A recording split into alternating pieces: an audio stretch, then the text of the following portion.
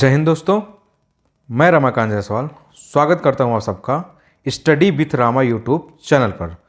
दोस्तों, हम पढ़ क्या रहे हैं इंडियन पॉलिटी, भारतीय राज व्यवस्था। और हमने अपने पिछले वीडियो में 1892 के अधिनियम तक की चीज़ों को पढ़ लिया है। हम इंडियन पॉलिटी में हमने कहाँ से स्टार्ट किया दोस्तों? भारत का जो संवैधानिक विकास हुआ था, यानी ईस्ट इंडिया कंपनी, ब्रिटिश सरकार ने जो अधिनियम लाए थे उस समय, हम उन अधिनियमों के बारे में पढ़ रहे हैं, उस एक्ट के बारे में पढ़ रहे हैं। और हमने भारत परिषद अधिनियम 1892 यानी 1892 के एक्ट तक के चीज़ों को कवर कर लिया था। हम आज स्टार्ट करने वाले हैं 1909 के अधिनियम से।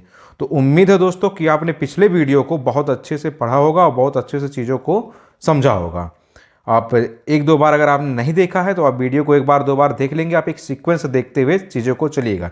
देखिए, ये जो भारतीय राज व्यवस्था है, यानी जो इंडियन पॉलिटी का जो लेक्चर है दोस्तों, आप जानते हैं कि आप किसी भी एग्जाम की प्रिपरेशन कर रहे हो उसमें भारतीय राज व्यवस्था यानी इंडियन पॉलिटी से क्वेश्चन आता है। आप चाहे वनडे के किसी भी एग्जाम की प्रिपरेशन कर रहे हो, आप चाहे एसएससी की कर रहे हो, रेलवे की कर रहे हो, बैंकिंग की कर रहे हैं, यूपी पीसीएस की कर रहे हो, या समीक्षा अधिकारी जिसको हम बोलते हैं आरओएआरई की तैयारी कर रहे हो, हर एक एग्जाम में इंडियन पॉलिटी यानी भारतीय राज व्यवस्था से संबंधित क्वेश्चन आते हैं और बहुत बड़ी मात्रा में क्वेश्चन आता है। और ये ऐसे टॉपिक्स हैं जिनसे एग्जाम में आपसे सीधे से आसानी से इसको कर सकते हैं। अगर आपने सही से चीज़ों को पढ़ा है, समझा है, तो आप बहुत आसानी से चीज़ों को कर सकते हैं। तो दोस्तों, उम्मीद है कि आपने इससे पहले का जो मेरा वीडियो है उसको अच्छे से दोस्त देखा होगा। आप सभी दोस्त स्वस्थ भी होंगे और अच्छे से पढ़ाई कर भी रहे होंगे। तो चलिए दोस्तों, अब आपका समय ना बर्बाद करते हैं, हम शुरू करते हैं भारतीय परिषद अधिनियम 1909 के बारे में। तो आप जितने भी दोस्त हैं, आप बहुत आराम से वीडियो को देखने की कोशिश करें और एक एक चीज़ों को समझने की कोशिश करिए। आप साथ में चीज़ों को नोट डाउन करते चलिए, आप अपना नोट्स बनाते चलिए। मैं जो कुछ भी पढ़ा रहा हूँ आप उसको साथ में साथ नोट्स करते भी चलिए, ताकि जब आप वीडियो ख़त्म होने के बाद आप जब रिवीजन करें तो बहुत ही कम समय में आप इसको आसानी से रिवीजन कर ले जाएं। और अपने जिस एग्ज़ाम की आप प्रिपरेशन कर रहे हैं उसके बैक ईयर क्वेश्चन पेपर को साथ में रखे रहिए। देखिए कि कैसे क्वेश्चन पूछा गया था और क्या पूछे जाने की संभावना है। तो दोस्तों, हम शुरू करते हैं। जो 1919 का एक्ट आया था, यानी 1909, यानी 1909 का जो एक्ट आया था, भारतीय परिषद अधिनियम आया था, इसमें क्या क्या प्रोविज़न किया गया है या क्या क्या बातें की गई, तो देखते हैं दोस्तों। देखिए, इस एक्ट को कहा जाता है मार्ले मिंटो सुधार अधिनियम 1909। यानी ये जो 1909 का एक्ट है भारतीय परिषद अधिनियम, इस 1909 के एक्ट को दोस्तों क्या बोला जाता है? मार्ले मिंटो सुधार अधिनियम 1909। इसमें क्या किया गया दोस्तों? इसमें सांप्रदायिक प्रतिनिधित्व की व्यवस्था की बात की गई। यानी ये जो 1909 का जो अधिनियम आया था दोस्तों, इसमें क्या किया गया? सांप्रदायिक प्रतिनिधित्व की व्यवस्था की बात की गई। आप जानते हैं सांप्रदायिक प्रतिनिधित्व मतलब उस समय जो इतने भी पार्टियां होती थी वो अलग अलग लेकर चलती थी। तो इसने क्या बात किया कि हम सांप्रदायिक प्रतिनिधित्व की व्यवस्था की अगर बात करता है तो 1909 का एक्ट करता है। और क्या किया जाता है दोस्तों? केंद्रीय विधानमंडल के सदस्यों को बजट पर मत देने का अधिकार नहीं दिया गया। यानी जो 1909 का एक्ट आया, 1909 का एक्ट आया, इसमें एक तो सांप्रदायिक प्रतिनिधित्व की व्यवस्था की बात की गई, दूसरा इसने क्या किया? केंद्रीय विधानमंडल के जो सदस्य थे, यानी केंद्रीय विधानमंडल के जो सदस्य होते थे, उनको बजट पर मत देने का अधिकार नहीं दिया गया। यानी बजट पर जो बहस होता था उस पर वो वोट नहीं कर सकते, यानी उस पर वो मत नहीं दे सकते थे, इसका अधिकार उनको नहीं दिया गया इस 1909 के एक्ट के तहत। और दोस्तों, क्या कहा जाता है? देखिए, इस 1909 का जो एक्ट आया था इसके बारे में देख लीजिए। गांधी जी ने इसको क्या कहा था कि इस एक्ट ने हमारा सर्वनाश कर दिया। तो अगर ये स्टेटमेंट दिया जाए दोस्तों कि इस एक्ट ने हमारा सर्वनाश कर दिया, तो किसका स्टेटमेंट है? तो यह गांधी जी का स्टेटमेंट है। और किस एक्ट के बारे में है दोस्तों? ये 1909 यानी 1909 का जो मार्ले मिंटो सुधार अधिनियम आया उसके बारे में। देखिए दोस्तों, इस 1909 के एक्ट को क्या बोला जाता है भाई? तो भारत परिषद अधिनियम बोला भी जाता है, दूसरा मार्ले मिंटो सुधार अधिनियम बोला जाता है। और देखिए, रैमजे मैकडोनाल्ड ने इसके बारे में क्या कहा कि ये सुधार प्रजातंत्रवाद और नौकरशाही के मध्य एक अधूरा और अल्पकालीन समझौता है। यानी जो 1909 का जो एक्ट आता है 1909 का, इसके बारे में रैमजे मैकडोनाल्ड जी ने क्या कहा कि यह सुधार प्रजातंत्रवाद और नौकरशाही के मध्य क्या है? अधूरा और अल्पकालीन समझौता। एक अधूरा और अल्पकालीन समझौता है दोस्तों। ये स्टेटमेंट सीधे सीधे एग्जाम में दे दिया जाता है और आपसे पूछ लिया जाता है कि इस स्टेटमेंट को किसने दिया था और किस एक्ट के बारे में यह स्टेटमेंट दिया गया है। तो आप इसको याद रखिएगा कि 1909 के एक्ट के बारे में कहा गया है। हमारा जो अगला महत्वपूर्ण अधिनियम है वह दोस्तों है 1919 का एक्ट, यानी 1919 का जो भारत सरकार अधिनियम आया था, 1919 का जो अधिनियम आया था, देखिए इसके बारे में क्या प्रावधान दिए गए। इसको सबसे पहले देखिए, इसका भी एक अन्य नाम है मॉन्टेग्यू चेम्सफोर्ड सुधार। तो आपसे अगर पूछा जाए कि मॉन्टेग्यू चेम्सफोर्ड सुधार किस अधिनियम को बोला जाता है, तो अब बोला जाता है 1919 के एक्ट, यानी 1919 का जो एक्ट आया था इसी को मॉन्टेग्यू चेम्सफोर्ड सुधार अधिनियम भी बोला जाता है। और देखिए इसके बारे में दोस्तों क्या क्या प्रोविजन दिया गया है।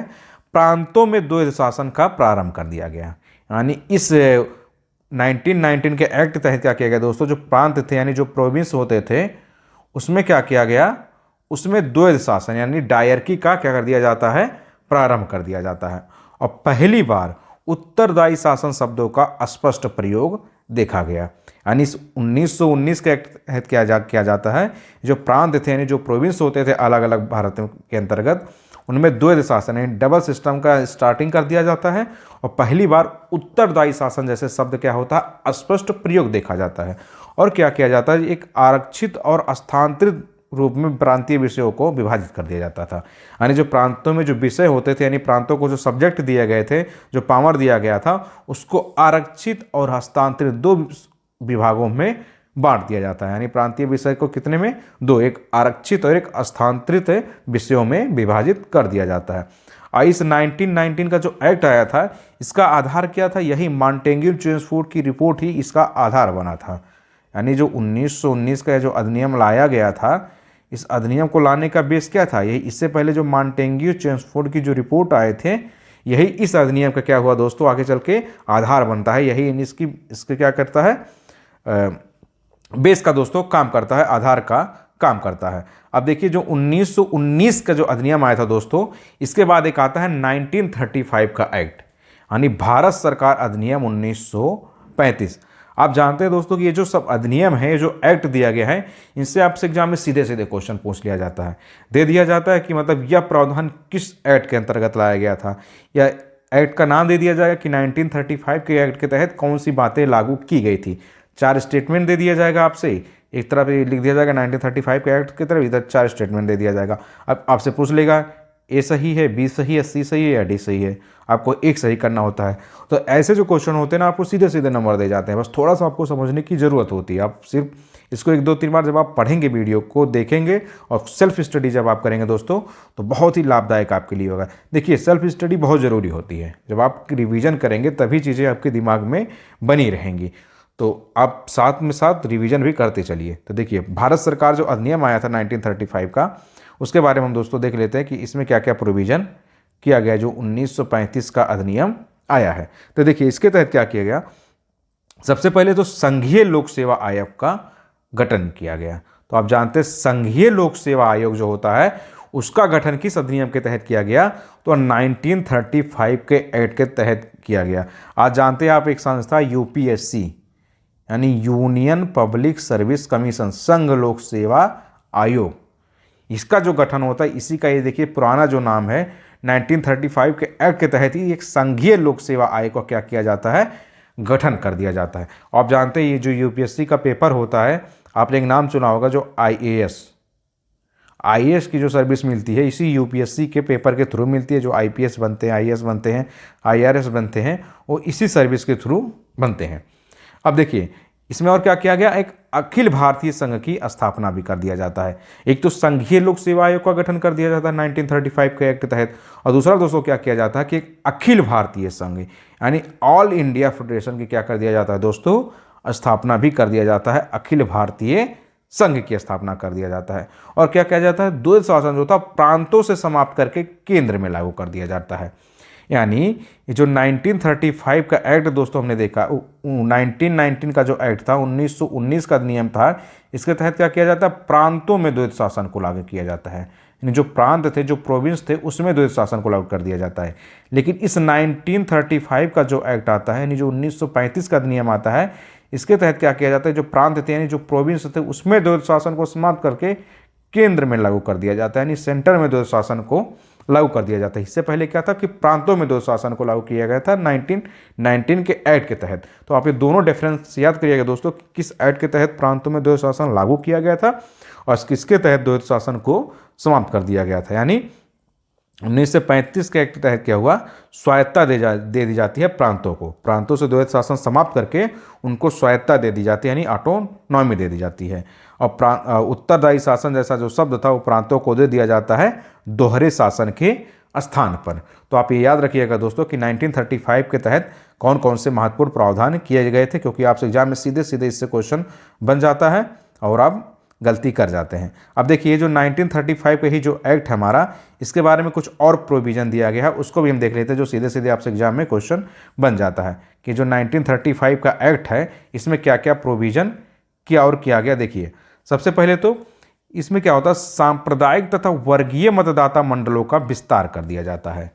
यानी इस 1935 के अधिनियम के तहत क्या किया जाता है दोस्तों, सांप्रदायिक तथा जो वर्गीय मतदाता मंडल थे इन मंडलों का क्या कर दिया जाता है, विस्तार कर दिया जाता है, यानी एक्सपेंस कर दिया जाता है, इसको बड़ा कर दिया जाता है और बड़ी मात्रा में कर दिया जाता है। और क्या किया जाता है, भारत के वर्तमान जो संवैधानिक ढांचे का जो हमारा आज का कॉन्स्टिट्यूशन बना है, जो हमारा संविधान बना है, उसमें काफ़ी हद तक यहीं से सोर्स लिया गया है। यानी 1935 का जो एक्ट है, जो हमारा संविधान बना है, उसमें जो 1935 के एक्ट के थ्रू बहुत सारे प्रावधानों को लिया गया है।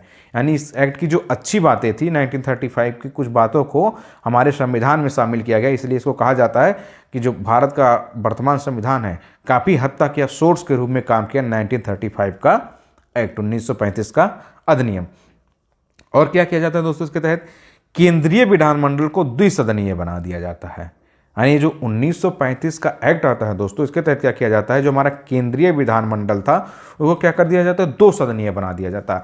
आज आप जानते हैं कि केंद्र में 2 सदन है। देखिए सेंटर में क्या होता है, 2 सदन है। पार्लियामेंट आप जानते हैं एक लोकसभा होती है और एक राज्यसभा होती है। इसी तरह आपने राज्यों में भी देखा होगा कि कुछ राज्यों में 2 सदन है, एक विधानसभा होती है, स्टेट्स में एक विधानसभा होती है और एक विधान परिषद होती है। तो कुछ विधान परिषद देखिए कुछ ही राज्यों में है, बाकी विधानसभा तो हर राज्यों में होती है। तो उसी तरह वहाँ उस समय भी क्या किया गया, केंद्रीय विधानमंडल को दोस्तों 2 सदनीय बना दिया जाता है। और क्या किया जाता है, केंद्रों और प्रांतों में शक्तियों का विभाजन कर दिया जाता है। यानी शक्तियों का जो विभाजन है वह केंद्र और प्रांतों में कर दिया जाता है। हम आज भी देखते हैं कि राज्यों को कुछ अलग पावर दिया गया है। आप जानते हैं कि भारत में कितने राज्य हैं, 28 राज्य हैं और 8 यूनियन टेरिटरी हैं।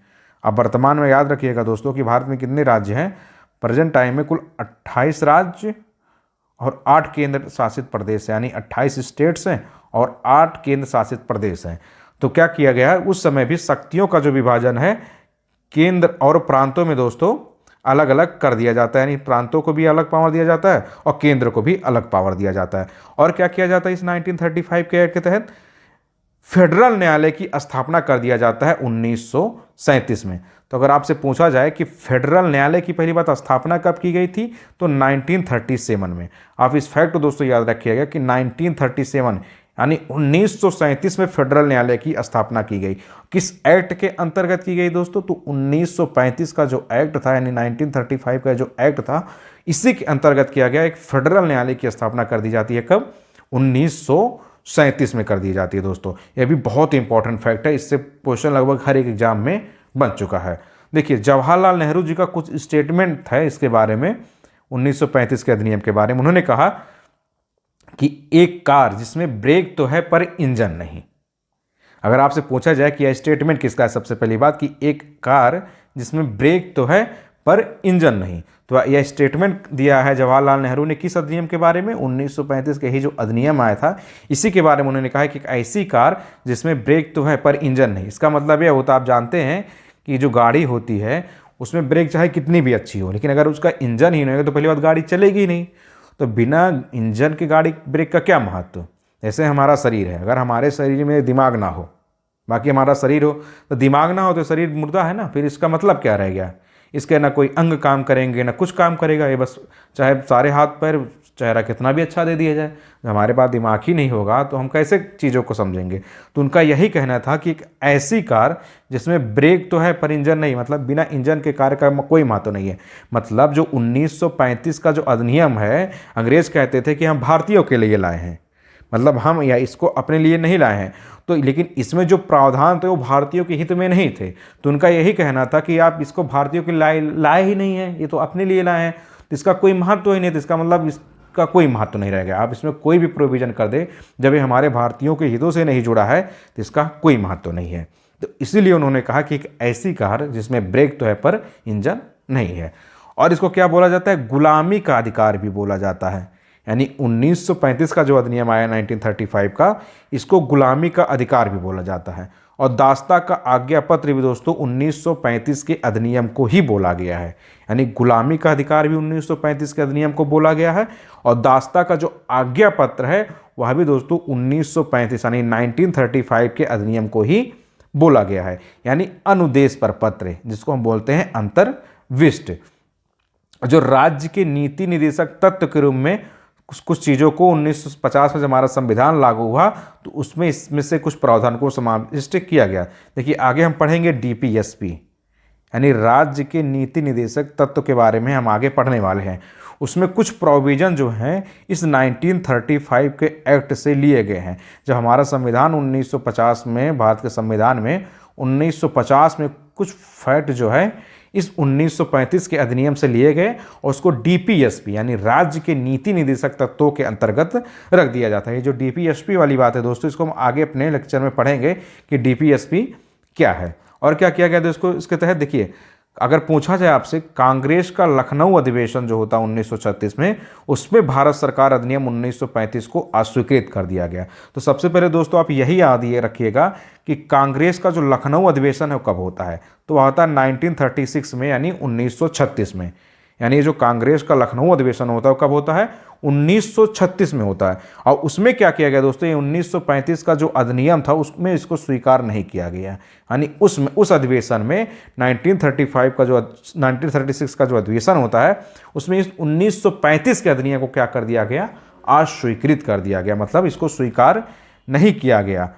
ये इस एक्ट का कुछ बातें थी 1935 के अधिनियम के बारे में दोस्तों। तो इस फैक्ट को भी आप याद रखिएगा, क्योंकि एग्जाम में आपसे सीधे सीधे क्वेश्चन पूछा गया और बड़ी मात्रा में पूछा गया, तो ये सारे फैक्ट को आप याद रखिएगा। अब हम दोस्तों देखते हैं आगे चल के फाइनली भारत स्वतंत्रता अधिनियम 1947, यानी ये जो 1947 का एक्ट आता है, 1947 का ये जो अधिनियम आता है, इसके बारे में हम दोस्तों देख लेते हैं कि इसमें क्या क्या प्रोविजन किया गया 1947 के अधिनियम में। तो देखिए इसने क्या किया, अविभाजित ब्रिटिश भारत का विभाजन कर भारत एवं पाकिस्तान दो स्वतंत्र अधिराज्यों की स्थापना किया। यानी ये जो 1947 का अधिनियम आया दोस्तों, 1947 का जो एक्ट ये आया, इससे पहले आप जानते हैं कि भारत विभाजित नहीं था। लेकिन अगर पूछा जाए कि भारत का विभाजन किस एक्ट के तहत किया गया, तो 1947 के स्वतंत्रता अधिनियम के तहत किया गया। इसके तहत क्या किया गया कि अविभाजित ब्रिटिश भारत का विभाजन कर इंडिया एवं पाकिस्तान जैसे दो स्वतंत्र अधिराज्यों की स्थापना किया गया। तो इंडिया और पाकिस्तान का विभाजन दोस्तों किस अधिनियम के तहत किया गया, तो वह किया गया 1947 का जो एक्ट आया था, भारत स्वतंत्रता अधिनियम 1947। और क्या हुआ, 15 अगस्त 1947 से भारतीय रियासतों एवं ब्रिटिश संप्रभुता की समाप्ति कर दिया जाता है, क्योंकि भारत का विभाजन हो जाता है। उसके बाद आप जानते हैं 1947 में 15 अगस्त को हमारा देश क्या हो जाता है, स्वतंत्र हो जाता है, यानी आज़ाद हो जाता है। तो 15 अगस्त 1947 से क्या किया जाता है, भारतीय रियासतों पर जो ब्रिटिश संप्रभुता थी उसको समाप्त कर दिया गया, क्योंकि अब भारत आज़ाद हो गया है। अब भारत में एक लोकतांत्रिक प्रणाली की स्थापना हो गई, डेमोक्रेसी की स्थापना हो गई। अब यहाँ पे चुनाव होगा, सरकारों का गठन होगा। तो क्या किया गया, जो भारतीय रियासतों पर इससे पहले जो ब्रिटिश संप्रभुता थी, जो अंग्रेजों का अधिकार था, उसको क्या कर दिया गया, अब समाप्त कर दिया गया। और दोनों ही अधिराज्यों की संविधान निर्मात्री सभा को संविधान बनाने का अधिकार दिया गया है। यानी दोनों ही अधिराज्यों मतलब भारत और पाकिस्तान, यानी इंडिया और देख लीजिए दोस्तों पाकिस्तान, तो दोनों ही अधिराज्यों को यानी भारत और पाकिस्तान को की जो संविधान निर्मात्री सभा थी, यानी जो संविधान को बनाने वाली जो संविधान निर्मात्री सभा थी, उसको संविधान बनाने का अधिकार दे दिया गया कि आप अपने अपने देश का संविधान बनाएं और उसी के अनुरूप देश का संचालन करें, यानी देश में शासन व्यवस्था को कायम करें, लोकतंत्र प्रणाली की नींव को आगे बढ़ाएं और मजबूत करें। और क्या किया गया दोस्तों, दोनों ही अधिराज्यों को ब्रिटिश राष्ट्रमंडल से अलग होने की स्वतंत्रता देगी।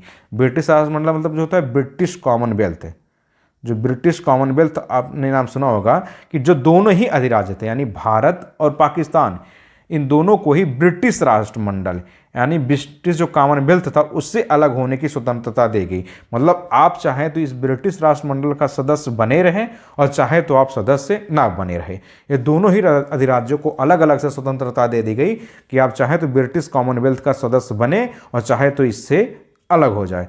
और भारत का जो राज्य सचिव पद नाम से जो पद था उसको दोस्तों क्या कर दिया गया, इसके तहत समाप्त कर दिया गया।